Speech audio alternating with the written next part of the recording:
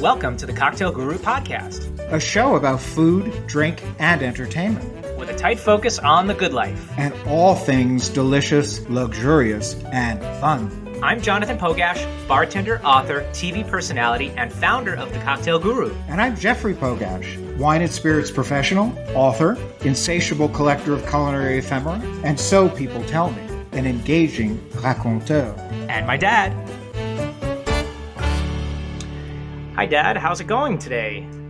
Oh, just great, John. How are you? I have some very, very exciting news. Do you want to hear it? I certainly do. Well, Go right ahead. This little podcast, the Cocktail Guru Podcast, is officially a winner of a Telly Award. Yay! You know, we don't really... It's long overdue. You're right, long overdue. We don't really... I don't like to boast. I'm a humble man. But this is it's quite a nice honor. And, you know, people in our category, the other studios that were in the category of our production company, First Real Entertainment, were studios like Amazon and Paramount and WGBH. It's crazy. And Marvel Studios. I know. So also. we won the Silver Award for online series. So yeah, we are officially an award-winning podcast series. Well, I must say we haven't had a lot to boast about in the past, but now we can toot our own horn, so to speak. I couldn't do it without you, Dad. I really couldn't. Well, I couldn't do it without you. We couldn't do it without Carrie and Philip and Margaret. That's right. Our whole production our team. intrepid crew. Yeah. And, you know, this episode that we're recording now comes out right smack in the middle of Tales of the Cocktail, which is a big cocktail festival that happens every year in New Orleans, industry and consumers as well. And we are doing live recordings during Tales of the Cocktail, which is going to be a lot of fun. So those episodes will air in August. I'm really excited about that, John. It looks like it'll be another great year at Tales of the Cocktail. You have a cocktail in your hand, I believe. Is that correct? Well, here it is in hand. What is it? In a hurricane glass, which is the appropriate glass for this particular cocktail. It comes from our next guest. This is his cocktail, one of his many cocktails, called the D&D. D&D. It is absolutely delicious. It's made with rum. It has some... And you know, I mean, it's a little bit of 90s pop culture, right? You know what that stands for, Dad, right? D&D. Yes, I do. And? Yes, well, the second D is date. Well, yes. I'm trying to remember what the first one is. For me, in my mind, D&D is like, dark and datey is what it officially stands for. No, and then it's dark. Dark and datey. But I always think, when I think of D&D, I think of Dungeons and Dragons.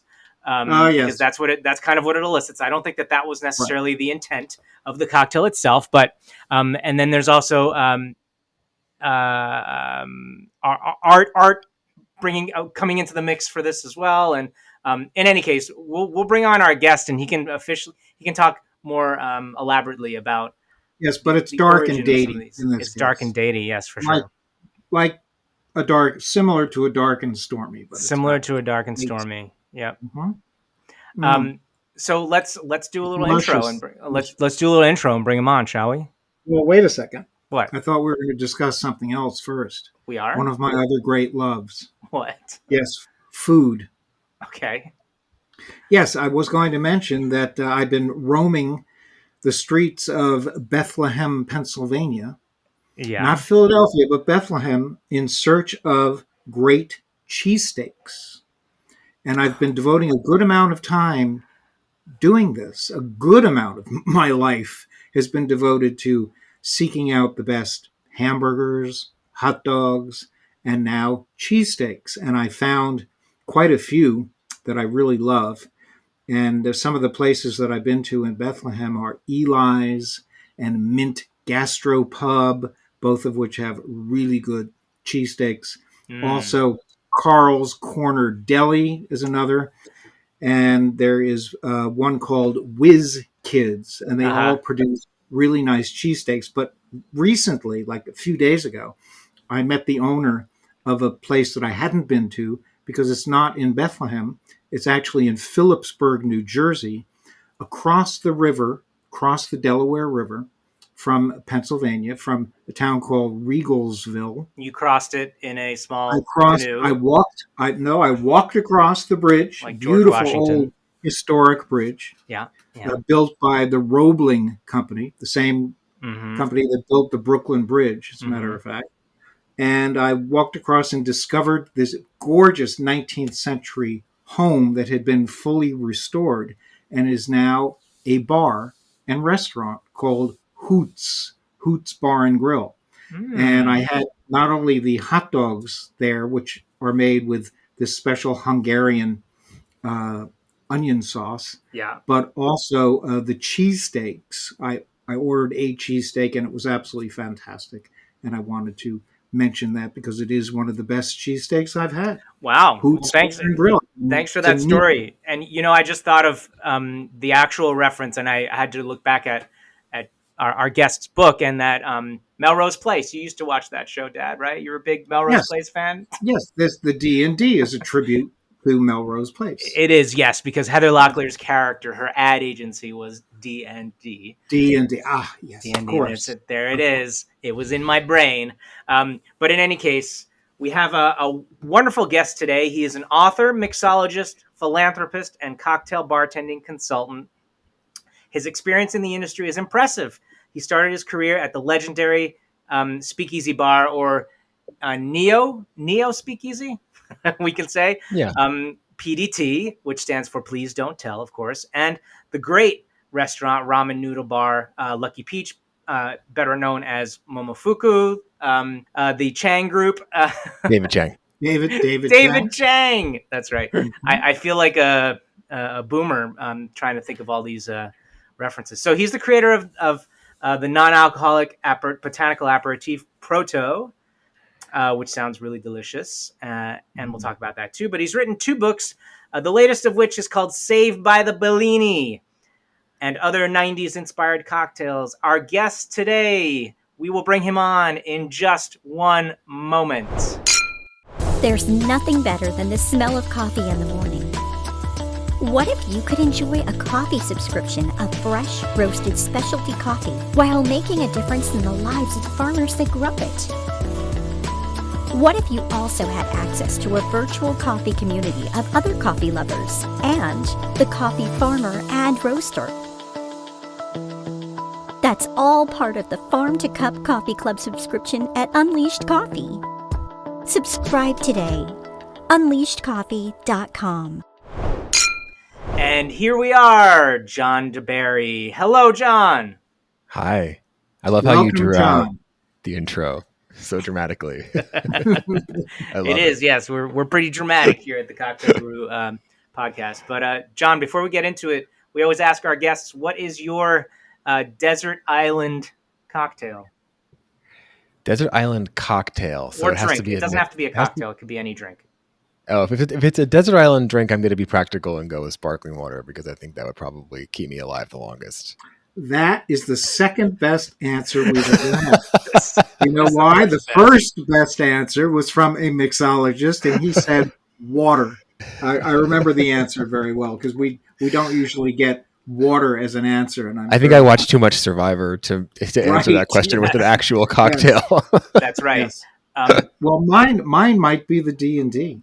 I That love might that. be my new favorite The drink. D&D. So the D&D is from John's book, Saved by the Bellini, which, of course, the title is outstanding and amazing. Of course, it refers to Saved by the Bell. Right.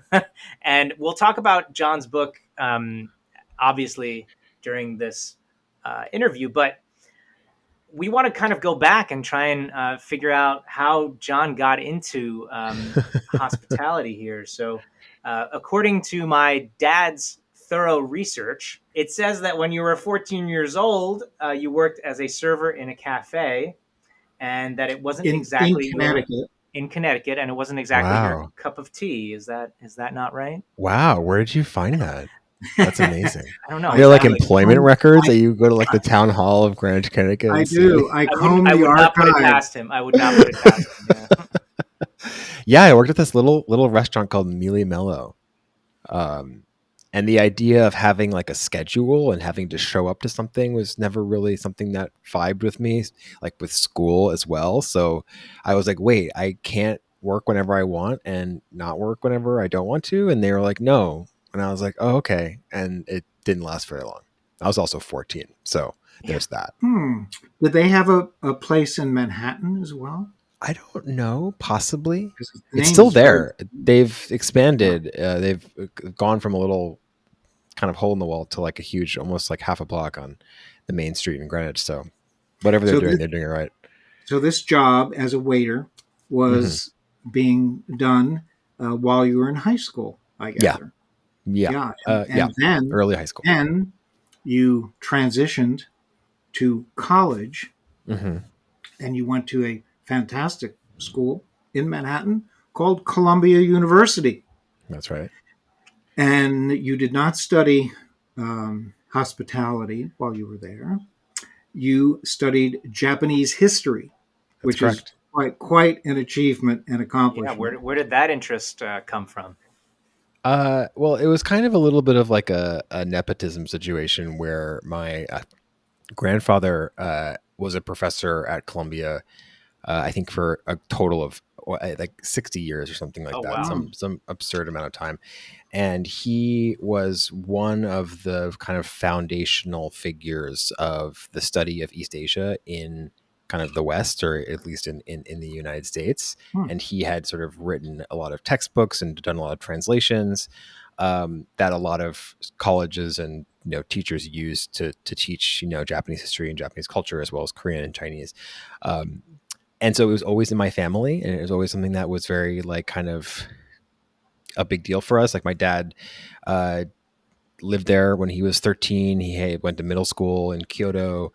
I started to teach myself Japanese when I was 13 to be able to play Japanese video games, because back in the 90s, the video games would come out in Japan like 2 years before they would come out in the States. So it was like my way of getting an edge. I also like loved anime, and I was like that kid. I was that like little dorky white kid in Greenwich, Connecticut who loved Japan. And then it seemed like a very natural thing to study. I love studying languages. I speak French and Japanese and a little bit of German and a little bit of Chinese. So it just made sense to major in it. And it was amazing. It was awesome. And it was a really cool thing to learn. And indirectly, Columbia is responsible for my hospitality career, because my someone who I shared an apartment with in sophomore year, and I think sophomore year, because we were 2 years apart. Don Lee was the one who got me the job at PDT. So all thanks to Columbia. Oh wow! So you and Don were roommates? Yeah, we were college buddies. We worked at Murray's Cheese together. I don't know if you caught that also in your research, but I worked at Murray's Cheese, which is this iconic cheese shop in Greenwich Village. And it was the old Cornelia Street location that was like a butcher shop. It smelled, I don't want to say bad, it just smelled a lot. There's a very intense olfactory landscape. Stinky cheese. So that was sort of like one of the first like culinary jobs where I learned about like kind of very deep culinary nerdery, and then that just kind of kept going into. But also, as an aside, when you were studying at Columbia, you've ended up taking a bartending mixology class. Yes. Inadvertently. Well, it was sort of okay. So my mom was the person who urged me to get a fake ID. Whoa. My mom was like, you're not going to be cool unless you can go out. You just got to get a fake ID. Like, it was like my first. Did she give you like the name of someone? She didn't help me. She didn't help me get a fake ID, but she basically was like, you got to do this. And it was like a week before 9/11. So it was right before everyone started to get very intense about IDs. This was like before the TSA, and you could just get a fake ID, and like there's a lot of the measures that were put in place made it impossible afterwards. So I got a really, really, really good fake New Jersey license, and the Columbia bartending course, which wasn't actually officially affiliated with like literally Columbia. It was like a separate agency that did it, but they taught in the building. They they believed it, and every place believed it. I never had an issue with it, and so it was a way for me to drink on Thursday nights my freshman year of college. Yeah, well, I've heard of other people. I didn't learn very much, but yeah, I've heard of other people who went to Columbia who took that class as well. It kind of brings back memories. I'm far older than the two of you, but when I was at the beginning of my career representing the wine producers of Alsace in northeastern France, which is 1977, that's when I started, I was asked by some students at Columbia University to teach wine classes at the university. And that was conducted directly by students at Columbia. So this goes way back to the old days. And I did several classes there and had a wonderful time. And the students were exceptionally attentive and bright. And that's somewhat similar to your. Then later, I don't think they had bartending and mixology classes in those days, but obviously things evolved. Yeah, I mean, it wasn't so much like mixology in the way of like thinking about creating your own drinks, but there was definitely a list of, I don't know, like 100 cocktails that we kind of had to know. And so I did study recipes, and it was where I learned how to make the grasshopper, which is like one of the first like kind of quote real cocktails that I ever made. So yeah, it wasn't a wash, but it definitely did not inform. Basically, like I spent a day at PDT, my first day training, and it already blew past everything I learned in that class in 6 weeks. Of course, so for sure, I know. Yeah, same thing happened to me. So I started off working in the bar business. My first job as a bartender was a week before 9/11. Wow. So that same week, I started working at the Russian Tea Room. That was my first bartending gig, and I was living not too far from Columbia. I was living in West Harlem. But yeah, I remember going up to the Columbia area and going to some of those bars up around there. That was fun. You went to the West End? Yes. That was the big one. Yeah. That's right. It was the West End. But so when you graduated, you kind of just tagged along with Don Lee and just started doing things sort of. Yeah. I spent a few years. I actually spent 2 years investigating complaints against the NYPD for the city because I thought I was going to go to law school, and then I kind of quit that, and it was sort of demoralizing in a lot of ways. But and I had actually lived in Japan for 3 months. I was considering living there, but then didn't really want to make that a full-time thing. And so I came back to New York. I was living with my now husband. And so I had a sort of an office. I was sort of trying to find any job anywhere. And Don had invited me to PDT a few times, and I thought it was just so cool. And I was just like, wow, like this is so exciting. Like I had this like, what's cachaça? Like it was just this whole world was opening up to me. And then I'm on a whim was like, hey, are you hiring? And he was like, yeah, like come on and come train with me and John Darragon next Tuesday. And that's kind of how things were for a couple of weeks. And then I met Jim, and then I was on Monday nights for a while, and then Thursday and Sunday. And that was basically 5.5 years. Yeah. What an incredible place to start your career. Yeah. Unbelievable. PDT. Pretty insane. Oh. Yeah. It's amazing. It was good. They wanted someone with like no baggage, and someone who didn't think that they knew anything better. So everything they told me was like the word of God. So it was actually worked out perfectly. Makes sense. All around. Well, we want to talk about the book right now, but we're going to take a quick break, and we'll be right back. Hey everyone, Jonathan here. If you're into swag as much as we are, then look no further than our Cocktail Guru shop. The items in our store have been personally chosen, handpicked with care by me, I'm Jonathan, and my team of Cocktail Gurus. A water bottle with a stainless steel straw? Yep. T-shirts? Hoodies? Snapback hats? Signed copies of Mr. Boston Bartender's Guide? Cocktail box kits? Bar tools? And more! You betcha! We've even managed to create a onesie for that mocktail lover in your family. So head on over to shop.thecocktailguru.com and use code GURU23 for 10% off your first order. Great deal. That's shop.thecocktailguru.com, 10% off with code GURU23. Cheers. And now we're back. So I want to bring up the book, Saved by the Bellini, which my dad and I have. And it is really a really lovely read, and Thank you. I love just the life that the book has. It kind of has a little bit of a life of its own. Not only with the recipes, but also with the interesting graphics, the drawings and the references, of course, to late '80s, '90s pop culture with Yeah. a foreword. When I started reading this, I didn't see in the little on the front cover that it says foreword by Tiffany Thiessen. But when I started Yeah. reading it, I was like, who wrote this foreword? And then it said Tiffany Thiessen. I'm like, Tiffany Amber Thiessen, now known as The Tiffany one. Thiessen. Come on. Yeah. Oh my gosh. Yeah, I was so impressed. nice. It was great. She's in the cookbook world herself. She has a cookbook that came out a few years ago. She's got another one coming out in the fall. That's like her thing. So it was perfect to have that connection. And I was able to pull some strings in my editor, and people Yeah. knew her editor and agent. So it was Cool. just really, and she was just so lovely. And yeah, Well, that was great. sealed the deal for me. After I saw that she wrote Yeah. the foreword, I just plunged into that book.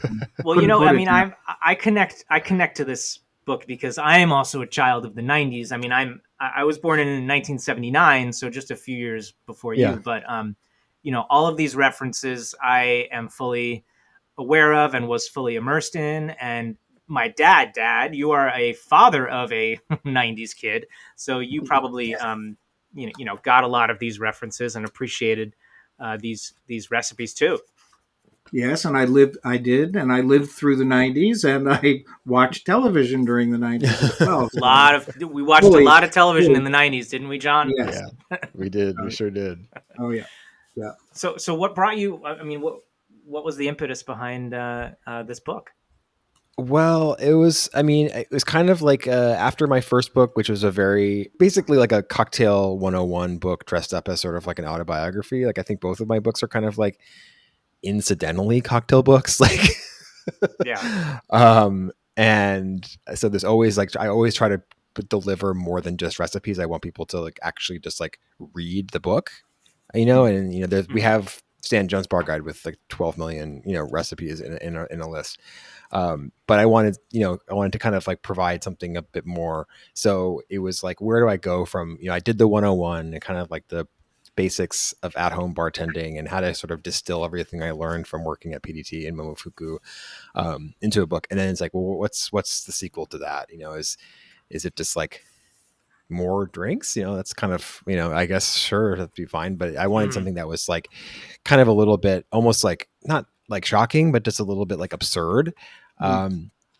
And I feel like I sort of got away with a lot in my first book. I was worried that, people like such as, kind of like very cocktaily people would sort of bristle at some of the casualness that I treat a lot of the things where it's like, look, you don't have to have this right kind of gin in order to make a proper Tom Collins. Like it's nice if you have a gin, the fancy gin, but you can have a crappy gin and you can still, if you enjoy it, then that's not my problem, Sure, So yeah. kind of this like undoing a lot of the internalized like kind of snobbishness that I definitely was a part of in my early years. And I thought that maybe that would get a little bit of ruffle some feathers, but I think it actually went the other way and people were kind of excited to have something that was a bit more relaxed. And so I was like, well, how can I double down on that? How can I make this like even more fun? And then also sneak in cocktail recipes that, yes, sure, some of them are pretty silly and a little bit gimmicky, but then there's a lot of them that where if you took them out of context and put them on the PDT menu, like they wouldn't be out of place. So it was sort of a way of just like kind of doing the most absurd thing I could. And once you get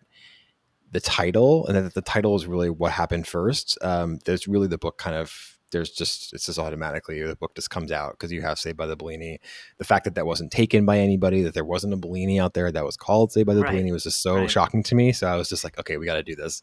And then that, the book came together pretty quickly. I also wanted to do original recipes. Drink What You Want was mostly just like my definitive classics, like this is my daiquiri, like this is my margarita. But these are sort of like, this is a drink you've never really seen before, or sort of a version, like the D&D is basically a dark and stormy, and there's like a zombie riff and there's a south side. But like for the most part, the drinks are like developed with the goal of like making a punchline and you have to like, get creative. So that was another fun kind of like restriction I gave myself in order to be able to come up with, 60-ish cocktails. Yeah. Out of, yeah. And I love this particular graphic. Yeah. The artist name is Clara Kirkpatrick, and her Instagram is Doodle Deli.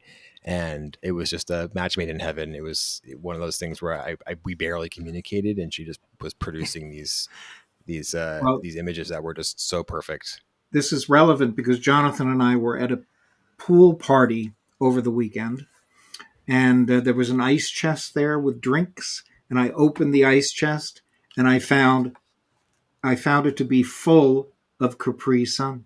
Wow, that's right. Dream come true. I wasn't know where you were going with that at first, because you said we were at a pool party, and I'm thinking, wait, that's right.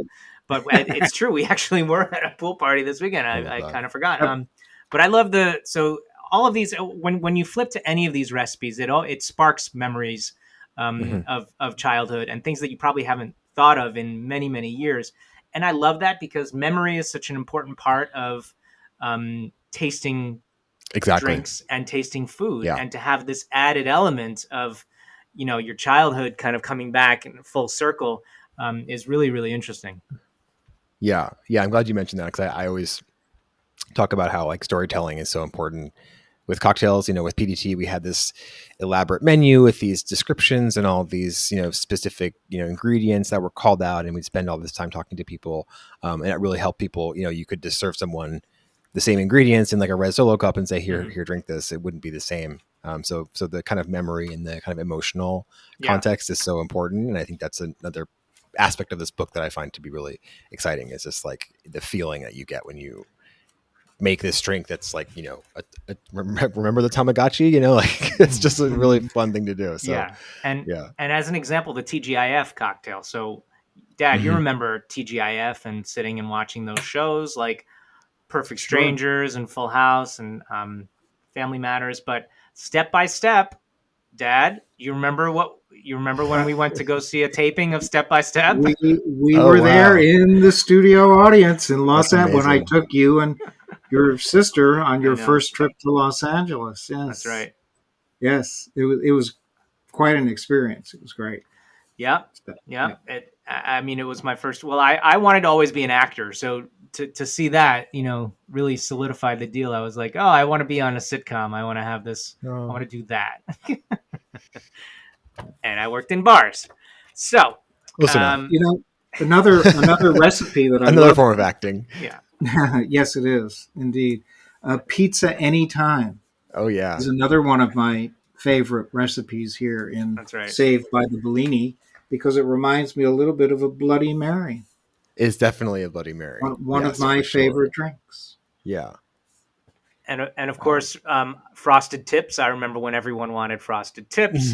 when I was studying abroad in London, I was there with some good friends, and I remember one of my friends said, "I'm going to get Frosted Tips today," and we were like, "Okay," and he did, and that was interesting. What are some of your? I know I hate when people ask me, what's your favorite cocktail on the menu? Because they're like, and I always say, well, they're like my children, so I don't play favorites, But I mean, are there any in this book that you're really particularly attached to?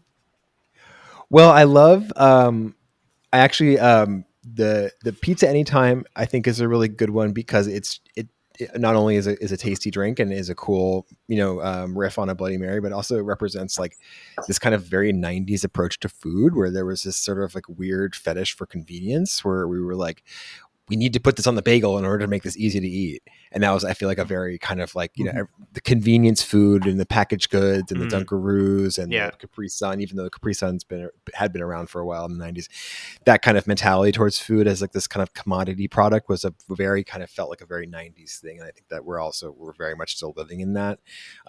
So the drinks that kind of represent things that, cultural artifacts from the 90s that are really like enduring and have sort of laid the groundwork for the current society that we live in, for better or worse.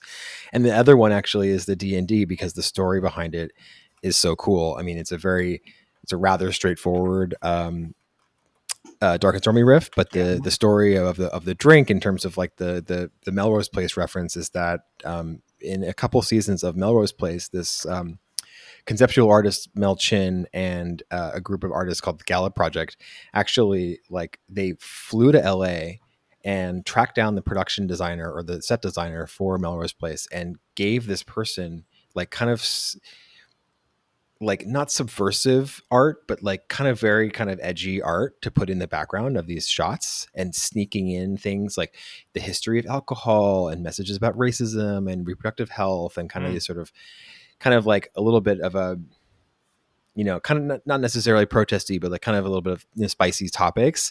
And at first it was kind of quiet. And then after a while, the producers and the people in charge of the show were like, hey, what is all this?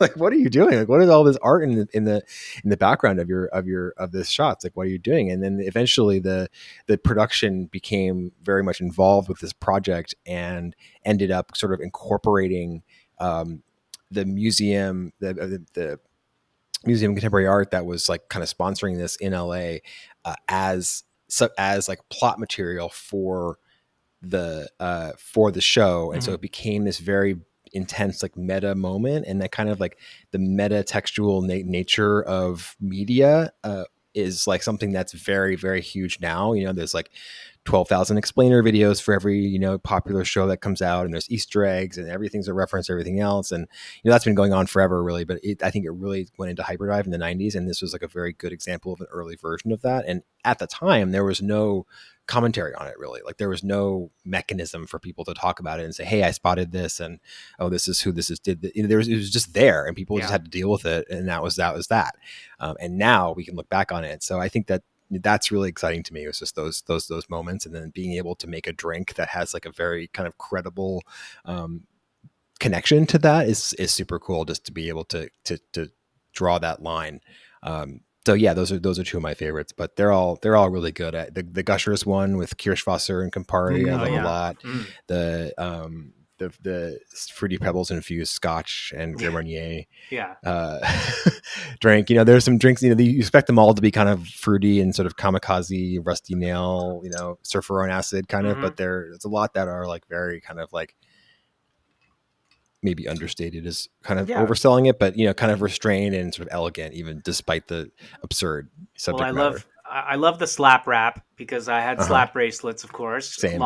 Rest in peace, slap bracelets. You can get them again. Oh, you can? Yeah. Has a spirit brand gotten branded slap bracelets? No, but that's a good idea. Are they not dangerous anymore? I don't know. I mean, everything's dangerous. Right. Alcohol is dangerous. Yeah, like, come on. Yeah. In anything. I mean, i.e. Tide Pods, right? Exactly. Yeah. And then also the pumps, you know, Back to the Future was definitely one of my favorite movies, and still is. Only really 1 and 2. 3 was a little meh.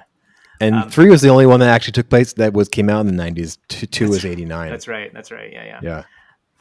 Well, we're just about out of time, John, and this has been a really, really nice conversation, and hopefully we'll be able to catch up soon and share one of these drinks. Definitely.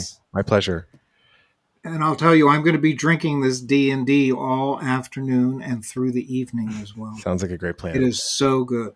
Thank you. Cool. Thank you, John deBary. Thank you, John. Thank you so much.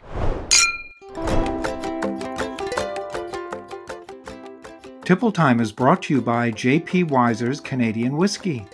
Hey everyone, Jonathan Pogash here. It is yet another edition of Tipple Time. Come in close. I want to speak to you a little bit about Canadian whiskey. Oh my goodness. I've been introduced to J.P. Weiser's whiskeys. It's been several years now, and I'd like to make a cocktail for you right here using the J.P. Weiser's 10-year-old triple barrel. And I love it because it's a delicious, first of all, it's a delicious blended Canadian whiskey. Works perfectly in cocktails. And I also love it just on its own. So I'm super psyched to make this drink for you. This is a really nice summertime raspberry sour. which I'll make for you right now. Okay, we're going to do a couple little twists on it. So first of all, let's go ahead and work the J.P. Wiser's 10-year-old triple barrel into the cocktail here. I'm doing 1.5 ounces. All right. We're going to add in a little bit of this hot honey. Okay, this is a hot honey syrup, and we'll do 1/2 ounce into our mixing glass, just like that. Oh, I can smell the J.P. Wiser's. It is absolutely delicious. I've got some fresh lemon juice here. I'm going to add that right into my mixing tin. And then I've got some raspberry jam. All right. So this, I love using, guys, I love using jam in cocktails in general. It's wonderful. You don't need too much of it. So I'm just doing kind of a nice heaping teaspoon in there. All right. Oh, it is looking mighty, mighty fine. So I've got my ice in my tin. We're going to give it a bit of a shake. You ready?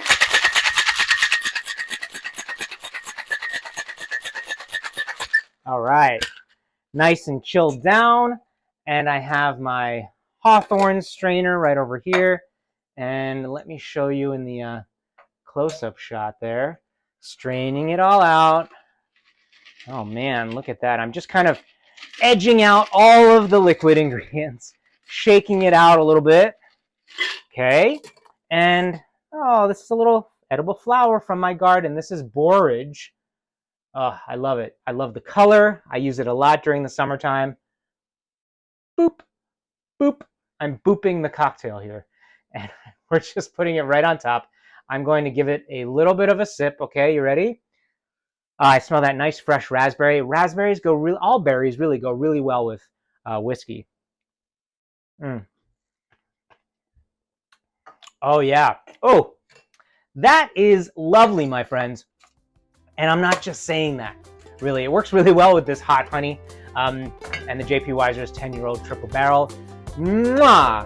Mwah, mwah, mwah. Italian kiss. Okay, thanks everyone.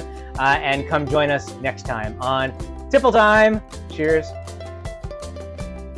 Tipple Time was brought to you by J.P. Wiser's Canadian Whisky.